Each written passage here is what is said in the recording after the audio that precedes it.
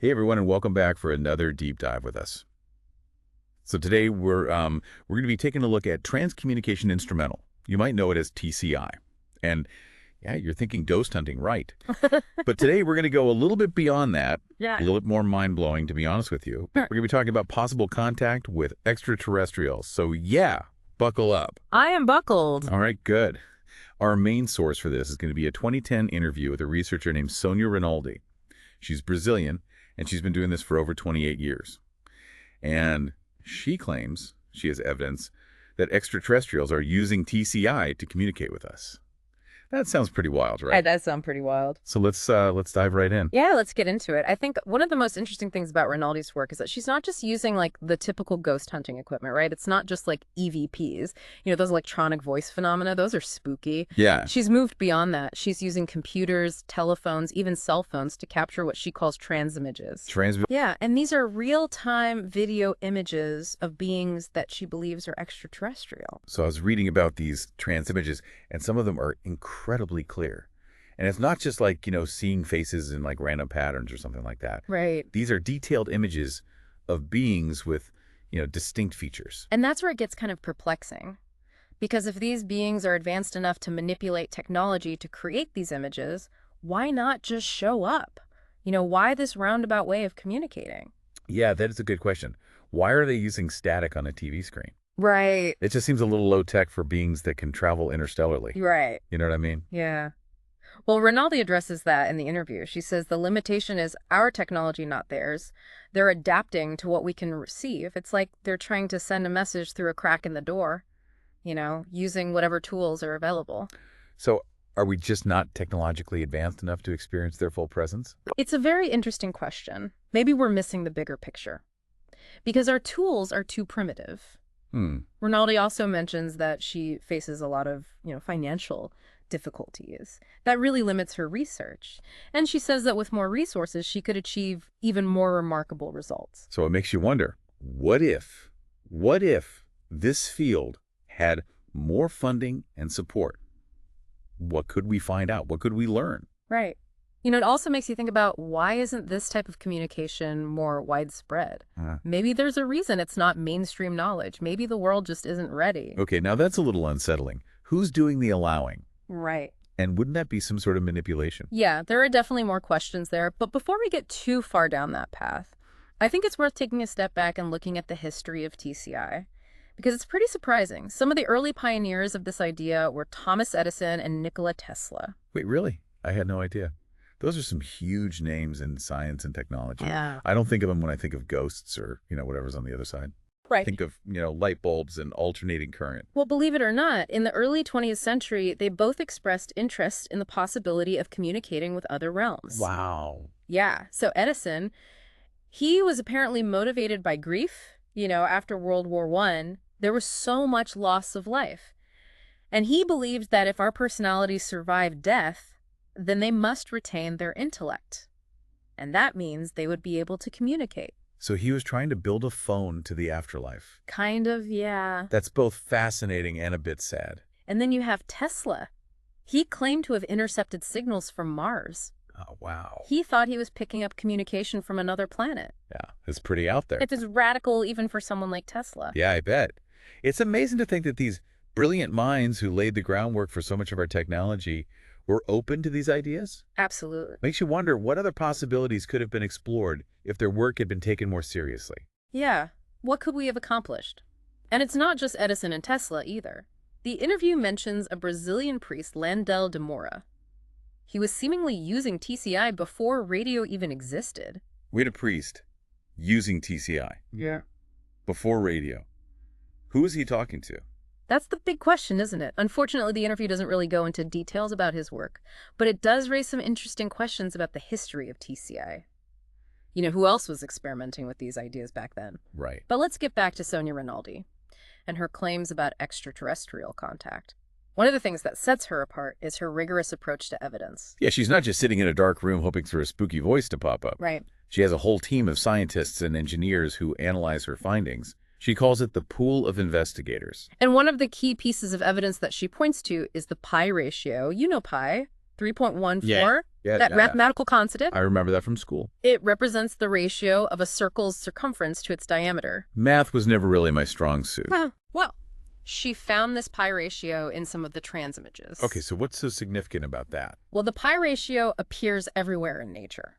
The spirals of galaxies, the structure of DNA. It's a fundamental constant of the universe. Right. So finding it embedded in these images, which she claims were created by extraterrestrials, well, it suggests a level of intelligence and intentionality that's hard to ignore. Okay, so it's not just random noise. Yeah. Or a coincidence. It seems like whoever created these images understands complex mathematics. Right. And maybe they're even trying to communicate through this mathematical language. Exactly. It raises some really interesting questions. Is the pi ratio some form of authentication? Is it a way for these beings to prove their advanced knowledge? Or is it a clue to their technology? Maybe it hints at how they manipulate energy and information. That is mind-blowing. It's like they're leaving us a mathematical fingerprint, Right. to prove that they're not just some hoax. Right. But if these beings are real and they are intentionally communicating with us, the next question is, who are they? That is the big question. And Rinaldi's answer really challenges a lot of our assumptions about extraterrestrial life. Okay, I'm on the edge of my seat. Tell me, who does she think these beings are? Well, she believes that they aren't visitors from another planet, but a group that's been observing and guiding humanity for millennia right here on Earth. Wait a minute, so she's saying these aren't aliens from like a distant galaxy, but beings that have always been here. That's a pretty different take than what you usually hear about UFOs. It is. It really makes you rethink all those common assumptions about extraterrestrials, doesn't it? It does. So if they're not from another planet, where are they from? And why are they choosing to reach out now? Those are great questions. And unfortunately, the interview doesn't give any definitive answers. But Rinaldi does mention some pretty wild phenomena that she's documented. She talks about objects moving on their own, almost like poltergeist activity, but with a technological twist. So like a vase flying across the room during a TCI session, or which? It wasn't quite that dramatic, but she describes objects shifting and moving, almost as if they were being manipulated by some unseen force. Okay. She also mentions these patterns emerging in TV static. It's not just random noise, but like deliberate patterns conveying information. Hold on. I remember those old, like, ghosts in the TV movies, but this is real life. I know it sounds far-fetched. It really does. But what if these beings can manipulate electromagnetic fields? The very fabric of our reality. Maybe manipulating static on a screen isn't such a big leap. I guess that makes sense. But it doesn't stop there, right? Mm-hmm. The interview mentions even weirder stuff, like writing, appearing on TV screens, actual messages. That's right. It gets even stranger. And this isn't just like random characters. It's like structured writing. Almost as if someone were typing on the other side using our technology as a conduit. That's a little creepy. It would be unsettling. Imagine sitting there watching TV and then suddenly messages start popping up that aren't coming from your cable box or streaming service. That would totally freak me out. It makes you think about control, right? If they can manipulate our technology in this way, what are the limits of their influence? Are they just watching us? Or can they actually intervene in our world? That's a scary thought. Mm-hmm. But I'm also curious about the technical side of things. She mentions capturing these images on infrared video. Can you explain what that is and why it's significant? Sure. Infrared light is invisible to the human eye, but special cameras can pick it up. And it's often used to detect heat signatures. Right. So if these beings are showing up on infrared video, it could mean that their energy signature, or whatever makes up their being, operates outside the visible spectrum. So we're talking about beings that exist in a dimension that we can't see, like they're vibrating at a frequency we can't detect. That's one way to think about it. Rinaldi believes that the limitations are on our end, that we're just not equipped to fully perceive their reality. She even built this thing called a holographic chamber to try to capture clearer images. Wow, a holographic chamber. It seems like she's always pushing the boundaries of what's possible. It must be frustrating for her to face so much skepticism and lack of support. Definitely. Especially from the scientific community. Right. It can't be easy to be at the forefront of a field that challenges so many fundamental assumptions. I think it's important to be open-minded and to consider all possibilities. I agree, especially when you look at the evidence she's presenting. She's not just relying on anecdotes or blurry photos. She's using biometrics. Facial recognition technology. Right. To compare the beings in these trans images to her own face, which was being filmed at the same time. And the analysis shows that the facial measurements are consistently different. This means these images aren't just some distortion or artifact of the video recording. It suggests that we're seeing genuine representations of other beings with their own unique characteristics. And then there's the pi ratio. Her team found that the positioning of certain elements within the images also corresponded to pi. Wow. It's like a mathematical fingerprint embedded in the images. That's incredible. It begs the question, if these images are genuine and intentionally created, what message are they trying to convey? It's like they're leaving us breadcrumbs, clues to a deeper understanding of their reality, and maybe even our own. It sounds like a cosmic puzzle. Yeah. And we're just starting to put the pieces together. One of the things that stood out to me was the concept of these stations. Rinaldi claims that there are different communication hubs, one for deceased humans, supervised by these extraterrestrial beings, and another called the Dome, where dozens of extraterrestrial races are supposedly working together to establish contact with us. That's a lot to process. It implies a level of organization and collaboration that's hard to wrap your head around. We're talking about a network of communication spanning different realms, different dimensions, maybe even different species.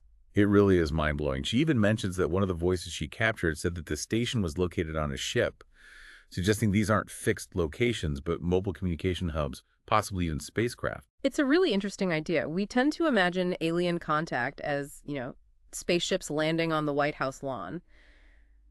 But what if it's much more subtle, more integrated with our technology than we ever imagined?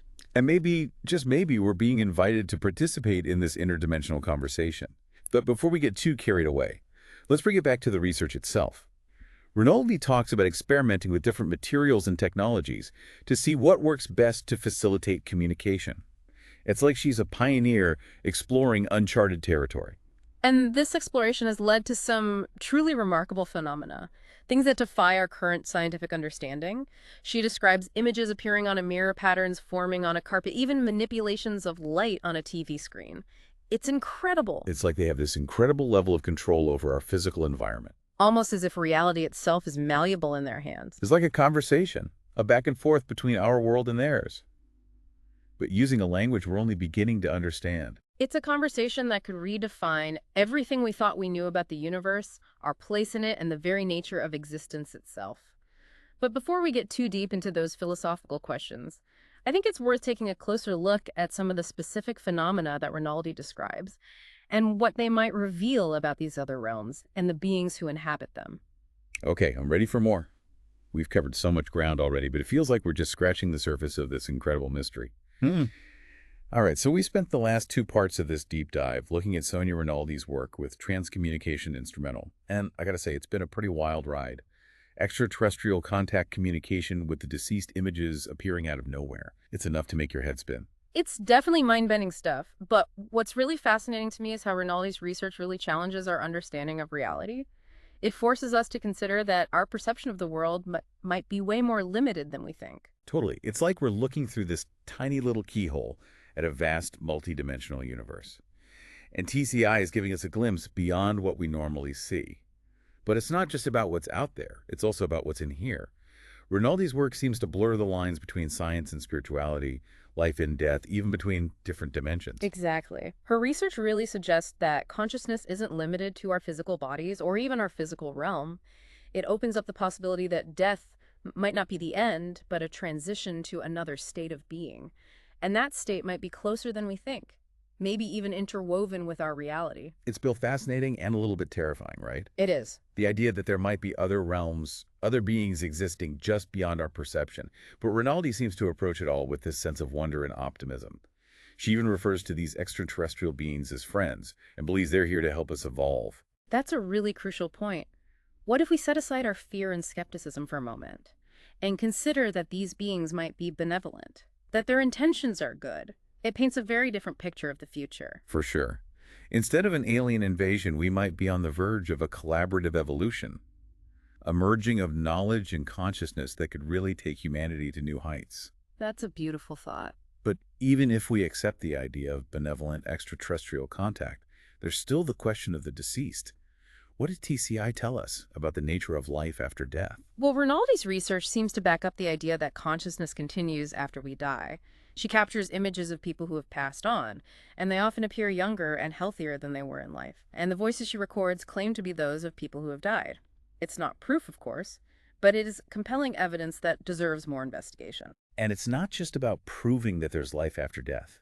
It's about understanding what that life might be like. Do we keep our personalities, our memories, our sense of self? Are we able to connect with loved ones who are still alive? These are questions that humans have been asking for centuries, and TCI might finally give us a way to find some answers. Imagine how differently we would approach grief and loss if we could communicate with those who've died. It could revolutionize how we think about death and dying. It could offer comfort and a sense of continuity that's missing in our culture. Yeah, that's a really powerful thought. But we also have to consider the potential downsides. What if these communications are misunderstood or even manipulated? What if they cause more fear and confusion than understanding? That's a legitimate concern. Anytime you're dealing with something as complex and unknown as interdimensional communication, there's a risk of misinterpretation, even deception, which is why it's important to approach this with caution, with critical thinking, and a willingness to question everything. Absolutely. We have to be discerning and avoid jumping to conclusions. And we need to be wary of anyone who claims to have all the answers. But we also have to be open-minded and allow for the possibility that what we think we know about reality might be incomplete. That's where Rinaldi's call for more researchers, more scientists to get involved becomes so important. The more people we have exploring these phenomena, the more likely we are to really understand what's going on. And it's not just scientists she wants involved. She wants everyday people to participate, too. She believes that the more people who take part in TCI, the stronger that bridge of communication will become. It's a collective effort to expand our consciousness Yeah. and connect with these other realms. It's a beautiful thought. It makes you want to grab a bunch of electronics and just start experimenting, right? Right. But maybe before we all go out and become ghost hunters, we should take a moment to think about what we've learned from Rinaldi's research. What strikes me is the sheer scale of it all. We're not just talking about spooky voices or blurry images.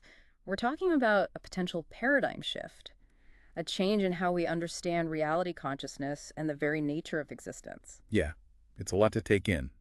But maybe that's the point, to push us beyond our comfort zones to challenge what we believe and open our minds to possibilities that we might have thought were impossible. Maybe this is the beginning of a new era of exploration, an era where science and spirituality come together, where the lines between life and death become blurred, and where humanity finally finds its place as a member of this vast, interconnected cosmic community. That is a really incredible thought to leave us with. So has this deep dive inspired you to explore the world of TCI? Maybe you'll even try reaching out to those on the other side yourself. Whether you believe in these phenomena or not, it's clear that there's still so much we don't know about the universe and our place in it. Thanks for joining us on this journey into the unknown. Until next time, keep those minds open and keep exploring.